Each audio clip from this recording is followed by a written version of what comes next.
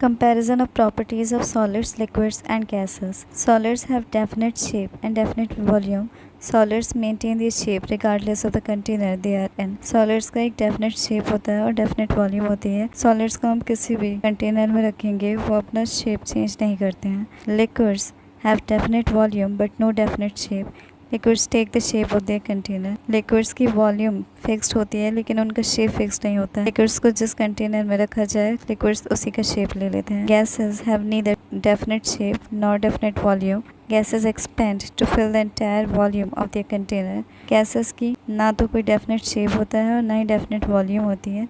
जिस container में gases को रखा जाता है gases expand कर उसी का शेप और वॉल्यूम ले लेती हैं. सॉलिड्स में पार्टिकल्स टाइटली पैक्ड होते हैं एक फिक्स्ड ऑर्डरली अरेंजमेंट में. क्योंकि पार्टिकल्स बहुत ज़्यादा टाइटली पैक्ड होते हैं इसलिए पार्टिकल्स का मूवमेंट बहुत कम होता है जिसकी वजह से सॉलिड्स के पार्टिकल्स की काइनेटिक एनर्जी सबसे कम होती है. लिक्विड्स में पार्टिकल्स एक दूसरे के क्लोज होते हैं लेकिन एक फिक्स्ड अरेंजमेंट में नहीं होते हैं. पार्टिकल्स में सॉलिड्स के कंपेरिजन में ज़्यादा गैप होती है जिसकी वजह से पार्टिकल्स मूव कर सकते हैं या स्लाइड कर सकते हैं एक दूसरे के ऊपर से. गैसेस में पार्टिकल्स एक दूसरे से बहुत ज़्यादा दूर होते हैं जिस वजह से उनके पास मूवमेंट के लिए ज़्यादा स्पेस होती है. पार्टिकल्स फ्रीली मूव करते हैं. ज़्यादा स्पेस होने की वजह से फ्री मूवमेंट होता है जिस वजह से पार्टिकल्स की काइनेटिक एनर्जी भी सबसे ज़्यादा होती है गैसेस में. सॉलिड्स में नेग्लिजिबल कंप्रेसिबिलिटी होती है. अगर हम सॉलिड्स को कंप्रेस करेंगे तो पार्टिकल्स की क्लोज पैकिंग होने की वजह से कंप्रेस नहीं होंगे. लिक्विड्स में पार्टिकल्स थोड़ा फार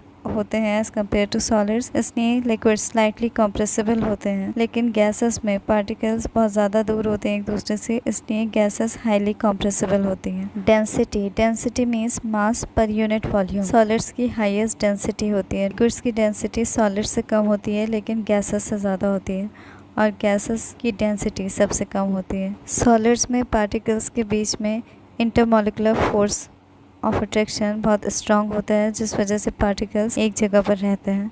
लिक्विड्स में इंटरमॉलिक्यूलर फोर्सेस मॉडरेट होते हैं जिसकी वजह से पार्टिकल्स मूव तो करते हैं फिर भी एक साथ रहते हैं. गैसेस में इंटरमॉलिक्यूलर फोर्सेस ऑफ अट्रैक्शन बहुत वीक होता है जिसकी वजह से पार्टिकल्स फ्रीली मूव करते रहते हैं. Diffusion means mixing of particles of one substance into another substance. तो सॉलिड्स में डिफ्यूजन बहुत ही स्लो होता है ऑफन नेग्लिजिबल होता है क्योंकि इंटर मॉलिकुलर स्पेसेस बहुत कम होती हैं. लिक्विड्स में इंटर मॉलिकुलर स्पेस ज़्यादा होती है एज कम्पेयर टू सॉलिड्स इसलिए liquids diffuse faster than solids but slower than gases.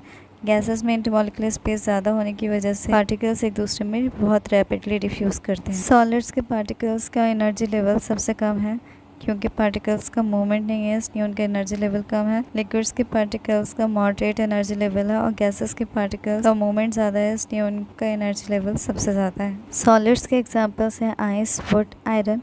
Liquids के एग्जांपल हैं वाटर, ऑयल, अल्कोहल और गैसेस के एग्जांपल्स हैं oxygen, carbon dioxide and helium. In short हम कह सकते हैं कि सॉलिड्स का शेप और वॉल्यूम फिक्स होती है. इंटरमॉलिकुलर फोर्स स्ट्रॉन्ग होता है और काइनेटिक एनर्जी लो होती है. लिक्विड्स का वॉल्यूम फिक्स होती है लेकिन शेप फिक्स नहीं होता है. जिस कंटेनर में लिक्विड्स को रखा जाता है वो उसी का शेप ले लेते हैं. लिक्विड्स का इंटरमॉलिकुलर फोर्स और काइनेटिक एनर्जी मॉडरेट होती है.